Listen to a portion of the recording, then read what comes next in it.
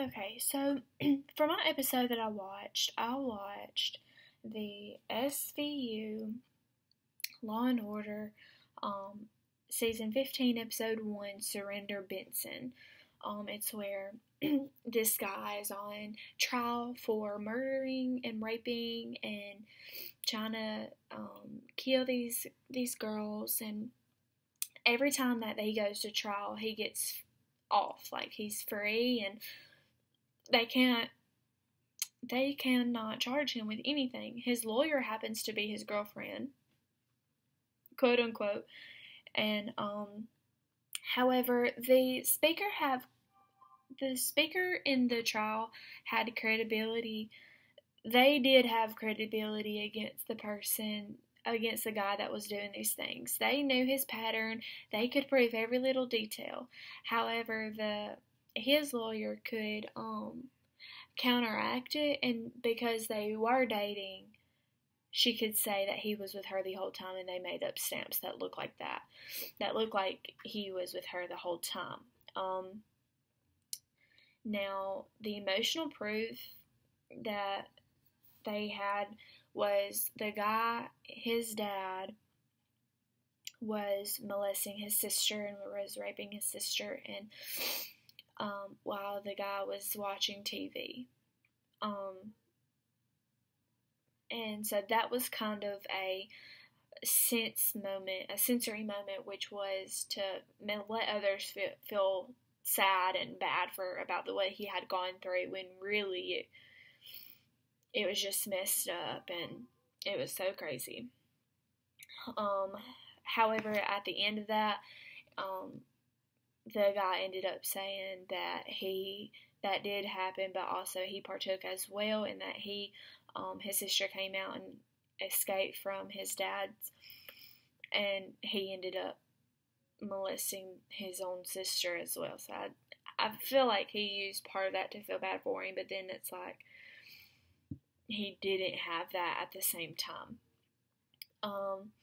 The speaker used logic or logos. He justified what he did as what his dad did to that girl, and what he did to those other girls, that it was justified because he was meant to be here for that purpose. And that's kind of how he put it. I don't believe that. I just feel like he was sick and he needed to be locked up in jail, and anybody would be crazy to sleep with him for that.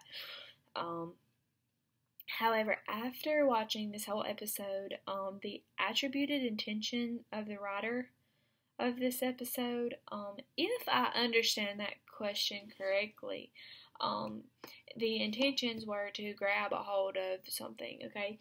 And I feel like that the attributed intentions were to let others know that there could be, someone out there who's a predator, and what signs to look for in that.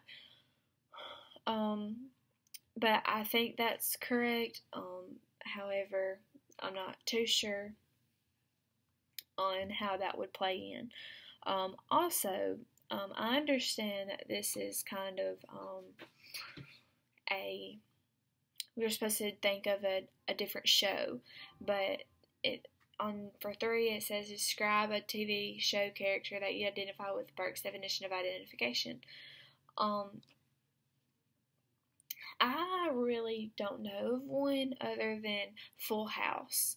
Full House is a family show, and me growing up I've always been a family person. I've always wanted to do things with my family. I always wanted to, be around my family. And so Full House, having the uncles and the sisters and the aunts all move in together. That was kind of my house. Like, my aunt lived with me at my house, when I was little with my mom. So it was kind of like that.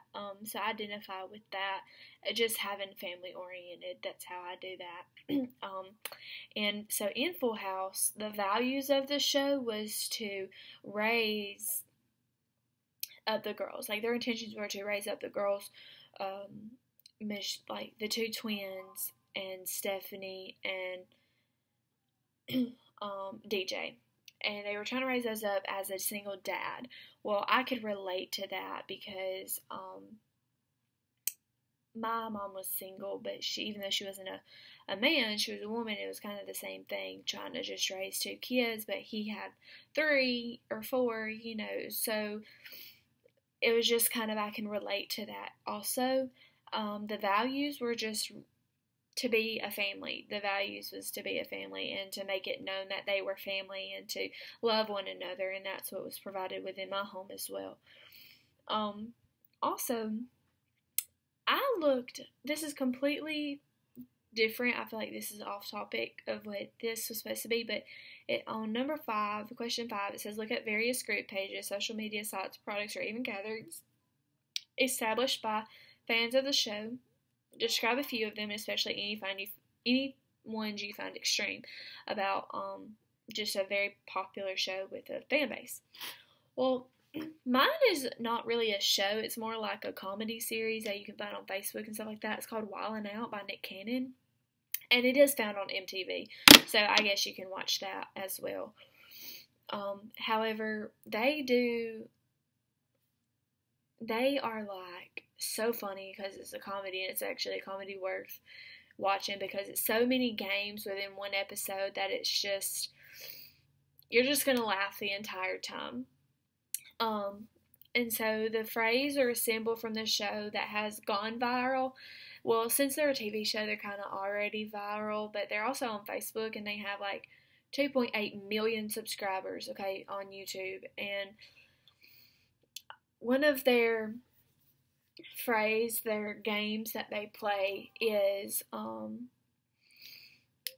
it's Wild Style, and it's where they're freestyling rap and dissing each other. They're like roasting each other, just making fun of each other in a playful manner where they're not being taken serious. And I just think that's a good example for just a very wide popular show to watch.